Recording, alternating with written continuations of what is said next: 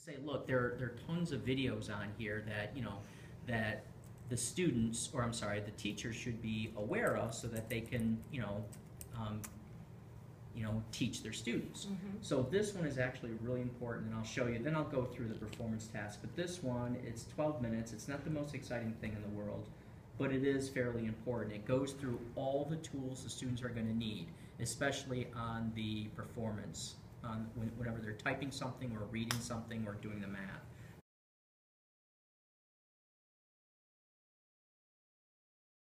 Just to kind of apply what we just did. So if you go to, when you go to school and you just go to any student computer, Okay. and you just click on the Insight, and you're going to have two options, My Access or MSTEP. So you want to go to MSTEP, and this is to test signing. You're not going to be doing that obviously right now. Right. But you're going to go to Online Tools Training, Okay. and you can go to Sample Tests. So let's say we're doing 5th grade, so we're going to go to 5th grade. Right, so we're going to go to Language Arts. And so if I could say, it's going to say ELA SAMP, SAMP, ELA 5 SAMP, sorry, ELA 5, SAMP, that's test 1, 2, 3, 4.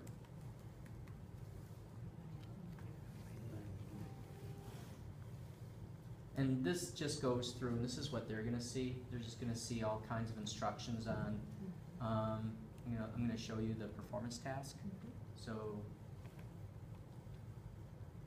right, but let me just walk you through the performance task, because this is what you're going to be working with your teachers on. Now, your performance tasks are available now, and they're non-secured, so you can give them to your teachers at any time, okay? Your teachers, they're really not supposed to let their students know what the general topic is. Okay, so, but they're going to want to have time to plan, they're going to want to feel comfortable with it. So, and I'm going to walk through what is expected of their teachers, but it's actually fairly simple. But you want to make sure a couple things. Number one, you cannot, no student can take their performance task without having taken the classroom activity. Now, the main question is, okay, what happens if a kid is absent class on the day that you do the classroom activity, but shows up on the day of the performance task? You can set aside a room, and when a teacher does a classroom activity, find some way to videotape it, okay?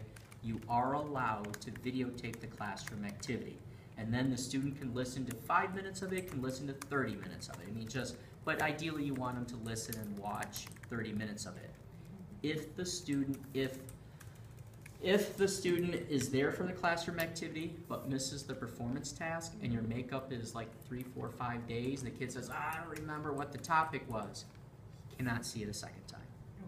Okay, so that would be considered a classroom that would be considered a testing irregularity.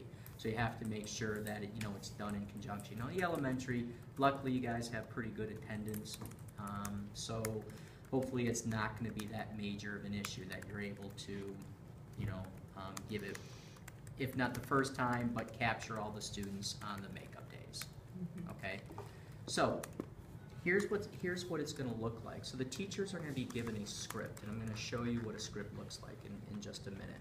And all it is anywhere from 5 to 7 page lesson plan, where it's going to have materials needed, here are my learning objectives, and here's my general topic. The purpose of a classroom activity is just to kind of familiarize the students with the topic. Now, the students aren't going to know the specific questions. Like, it could be something very general. Like the 8th grade performance task or the 11th grade performance task is on financial responsibility.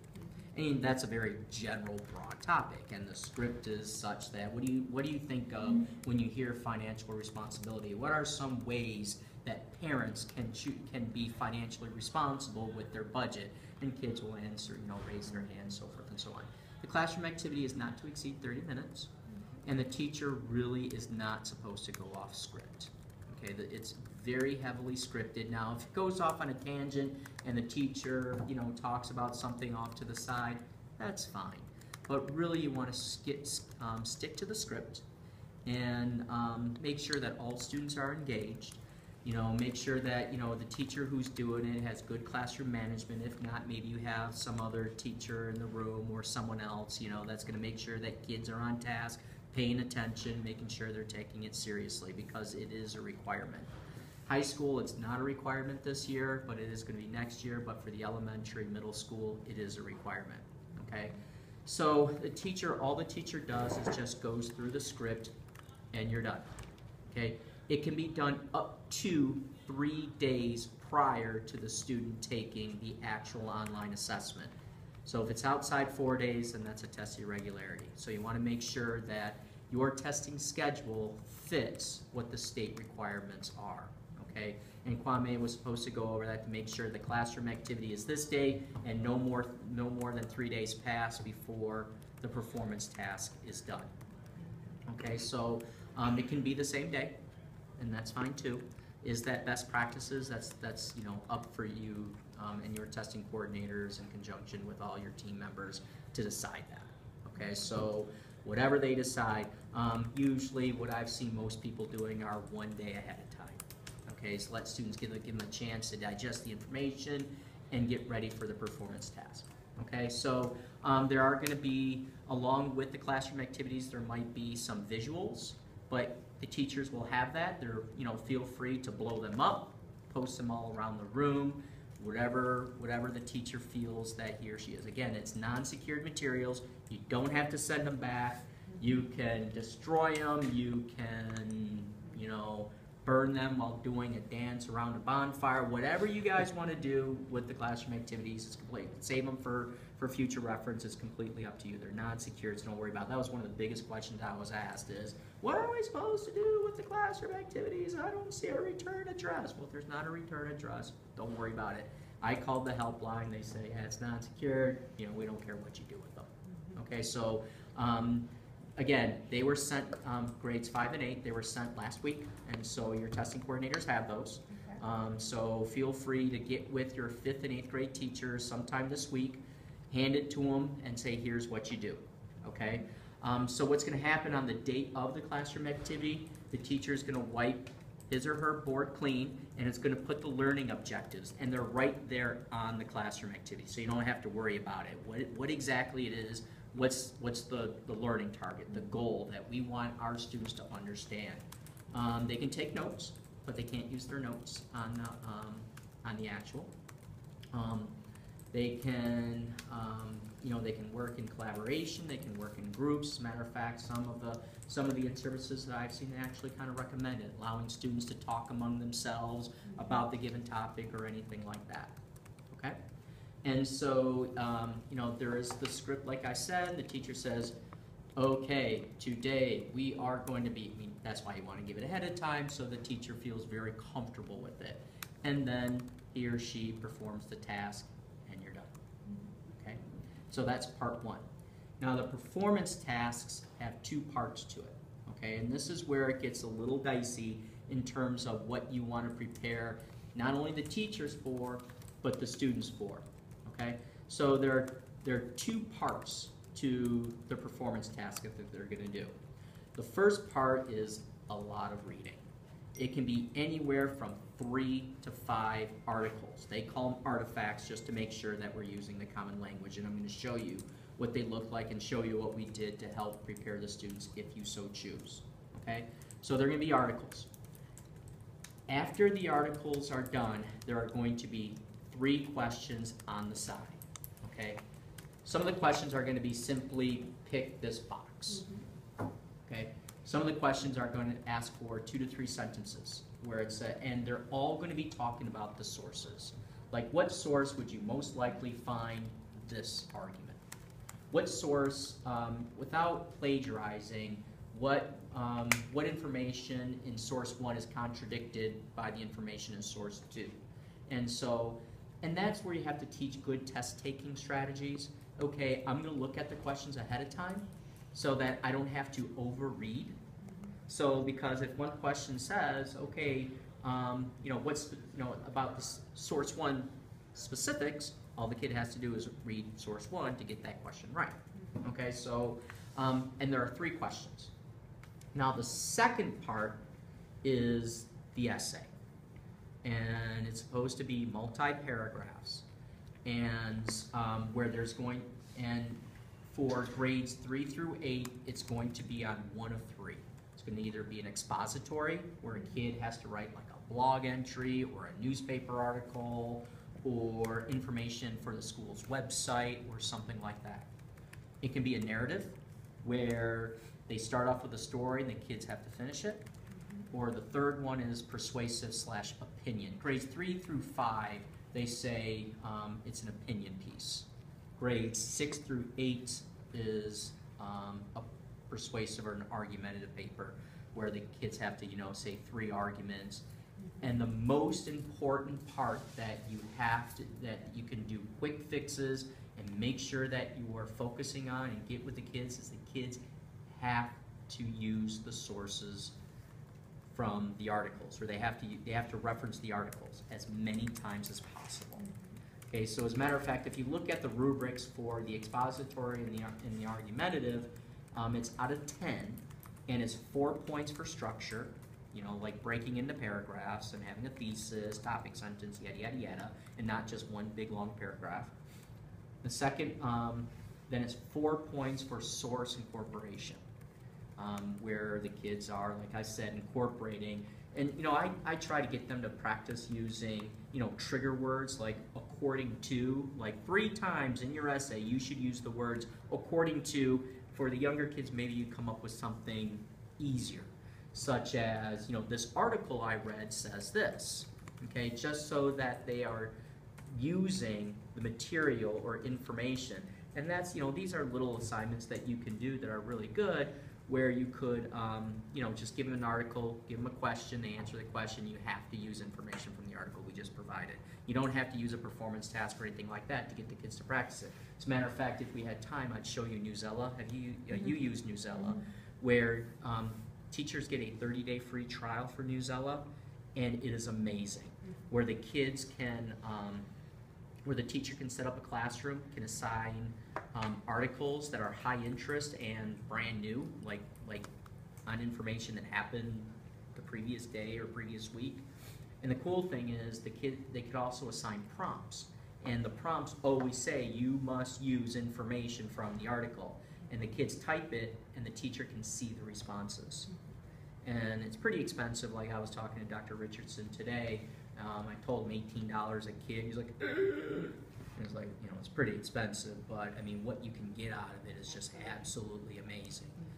As a matter of fact, I have a phone call. They're calling me on Thursday to see if I can get them to come down and see what we can do about making it a little bit more cost beneficial. All right, so this is what a performance task looks like. Like I said, this just goes through all the resume. You can go back, you can do all this. The pointers, sticky notes are really good. Now, according to the manual, it did say that they can use scrap paper. So if they want to start jotting down, like practicing using webs or graphic organizers or something like that, they're more than welcome to do that. Okay? So now the problem, this is the software that you guys have. The problem with this is you cannot see the student responses. We do have something loaded in Buzz that I can walk you through really fast that has it. So you can see here are the articles on the right. And this is service animals, and this is the exact same one that's loaded into Buzz. And this is for 5th graders. So like this is source 1, right? So here's source 1, and they're pretty long. Source number 1, source number 2, and it has a picture, and a lot of times they have pictures, and source number 3. Okay, so then this is just for practice.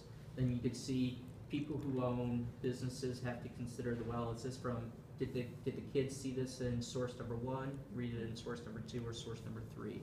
And they simply just have to check the box. Okay. So here's another, this is question number 2. The sources discuss how service animals help people. Explain what you have learned about how service animals help people. Use one detail from source 1 and one detail from source 2. So all they have to do is read source 1 and source 2. And they can type the responses right here. And Next. Which source would most likely be the most helpful in understanding how service animals, how a service animal is trained? Why is this source most likely the most helpful? Give at least 2 details from the source. So you're seeing kind of a pattern form here, and again, this is a skill that the students have to learn. Okay. Now here is part 2. You'll now review your notes and sources and plan, draft, revise, and edit your writing. You may use your notes or go back to the sources. Now read your assignment and the information about how you're writing. I think this one is an argumentative. When your class returns from the library, your classmates begin to share what they learned about the different types of service animals. They also begin to discuss the new rule that allows only dogs and miniature horses as service animals in public places. Some students agree with the rule and some students disagree. Your teacher asks you to write a paper explaining your opinion about the new rule. And again, it says here, make sure you're including sources. And so they would have a short introduction, my first reason why, my second reason why, my third reason why, and use while trying to incorporate information from the sources. Okay, so if they scroll down, they would write their response and then they hit enter. Okay. Now the problem is, the kids can see this and they can get an understanding of it and they can feel comfortable with it. But if you want to actually do,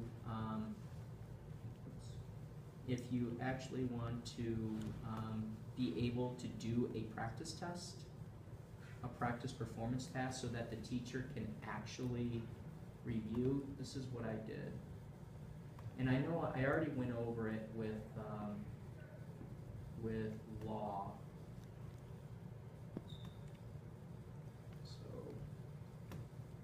So you have Buzz, right? You have, yep. Do you want to log on to eaa.buzz.agilixapps.com and then go to, and then do /student. So eaa.buzz.agilixapps.com. Now what I did was I loaded performance tasks in ELA 5 through 8 and all the science courses. And the problem that we had was okay, if I'm a 7th grader in an ELA course, I might have an 8th grade level, it might be a 5th grade level, it might be a 4th grade. But if I'm an 8th grader, state doesn't care what level you are, you're taking the 8th grade. So we loaded them all in the correct science courses. So if you go to any science course, 3 through 8, you will see a performance task loaded in there. Okay, so if you can, are you on the student? I am. Okay. And it says, don't do 1 or 2. Can you do, put in MSTEP 3, and password is practice. Oh, let me go back up and change that. MSTEP 3. Yep.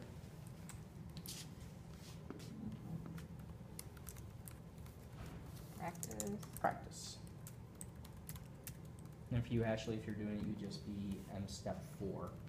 Okay, so go ahead and click on it. This is the 5th grade one that we just saw. You see where it says, yep. Okay, go ahead and click on it. That's the first performance task. So go ahead. And see where it says, and those are the directions that we just read. Part 1, you're going to be reading this article. Okay, so go ahead and hit start. Do you want to start? Yes. Okay, so those are all your articles, so can you just go ahead and scroll down, please? All the way to the bottom? Yep, all the way to the bottom. See, those are your 3 questions, so just type in like test, test, test. Okay. Or whatever you want to do. Okay. All right, so hit submit. Submit. And hit yes. Yes. Okay. Now, can you go ahead and log out? So you see where it says MSTEP practice and the down arrow, go up, up, up, up, up, right there. Yep, go ahead and log out. Okay, now in your URL, can you take out student and put teacher?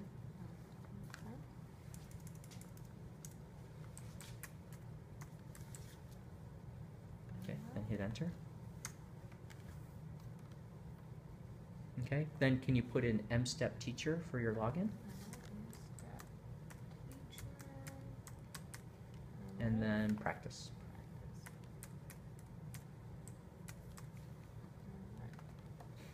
Okay, go ahead and click on that. Now you're going to go to ready to score or ready to grade. It's the second one at the top. Yep. Now there's several there because we've done a handful of practices, but those are your responses. So this is what a teacher would do, and the teacher will be able to read it. Okay. So what the teacher wants to do is do this, Cool. and I only, the MSTEP practice, this is only just for this purposes. Okay, So you don't have, this isn't what you're gonna go back and show your teacher. sure. But this is, do you have an English or a science login for Buzz? I don't. I mean, Mr.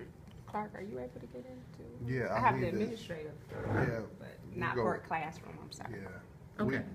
Just log in and then it actually opens up each category. But Okay, so- Mr. Clark is a long-term sub that I'm building right now. Gotcha. Yep.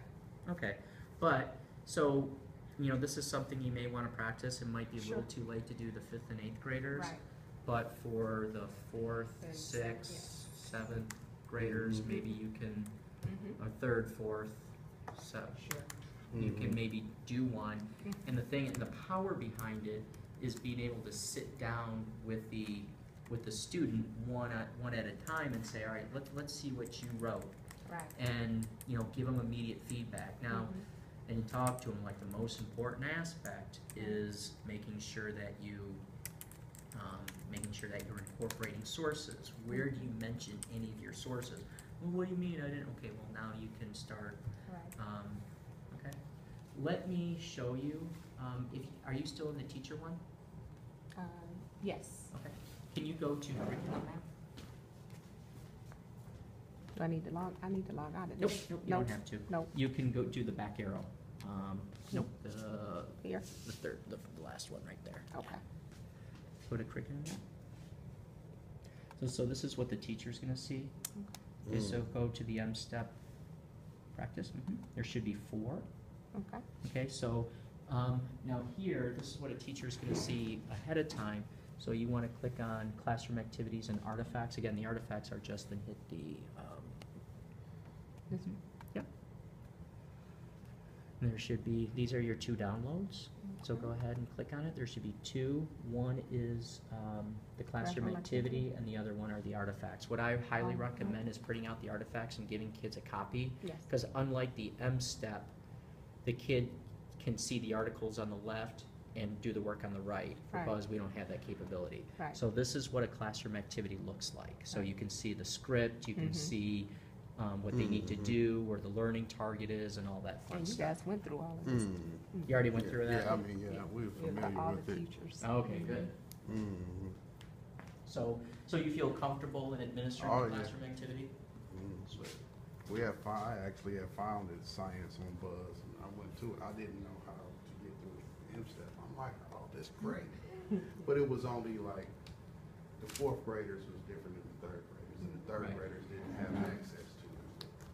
Right, but now if they're on the science one, Right. and then the It kid was is, science. I'm a 3rd grader, if I log into science, I will have 3rd grade science, and it should Yeah, be there. it was just different because they were different grades, but they Right. I did find the science on there. I didn't know it was connected to the MSTEP though. And were you given a Buzz login? Mm. Okay, so you're good to go. Mm. The only thing that I highly recommend is just kind of make sure you do a dry run, like use a kid's login, and just type it in and make sure that you can see it.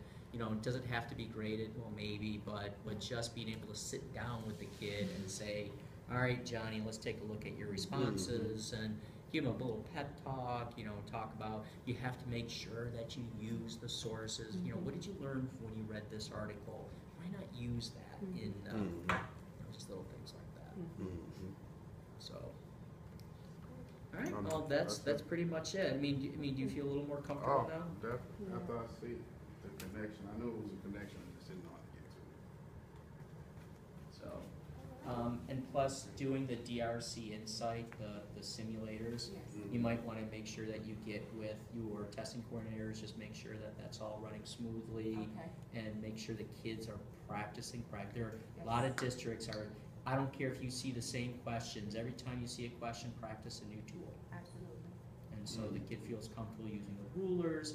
Now Alex, what we found out is 4 of the 6 tools that Alex uses are on the MSTEP. Yes. So, you know, if the kids have been using Alex, then they should feel comfortable using the tool, The kids but then don't. there are 2 that they don't. So you have to make sure that they, you'd have to ask Suzette which ones those are, I don't know if it's the rulers, but you know, like they have to create graphs and things like that, The so there's kids, a lot when of. we're